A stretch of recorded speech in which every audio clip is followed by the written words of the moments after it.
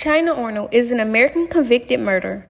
Arnold, who had been convicted of abduction in 2000 and forgery in 2002, was sentenced to life in prison without the possibility of parole on September 8, 2008, for killing her 28-day-old daughter, Paris. The infant was placed in a microwave oven for what analysis suspect was longer than 2 minutes and died shortly after removal. Death occurred because her internal temperature reached critical temperatures. In the words of medical examiner Dr. Marcella Ferrero, she was cooked. At the time, Arnold lived with her children and her boyfriend, Terrell Talley, in a housing complex. Prosecutors said that she placed Paris into the microwave after an argument with Talley over whether or not the baby was his. She told investigators that she was intoxicated. Arnold took Paris to the hospital the next day, where she died of her injuries. Arnold was arrested initially, then released due to lack of evidence. She was rearrested in November 2006.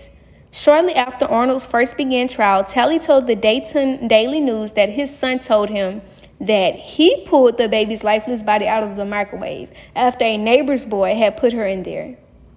So they was trying to say that a neighbor's son, which was in the neighborhood, came into the apartment complex and took the initiative to put the 28-day-old baby in the microwave, and then the boy came, which was Arnold's son, and took him out. That was the story that Arnold told the people. The claim resulted in a mistrial. However, after the second trial, the mother of the boy in question established that he was not at the housing complex when Paris died, and Arnold was convicted of aggravated murder.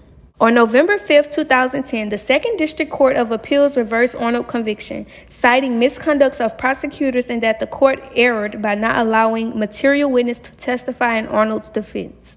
On May 13, 2011, a jury found Arnold guilty of aggravated murder. Her attorney had argued that the evidence pointed as much as to Talley as it did to Arnold, to no avail.